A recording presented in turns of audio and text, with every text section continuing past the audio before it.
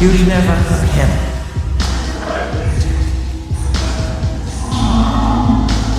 You'd never hurt me.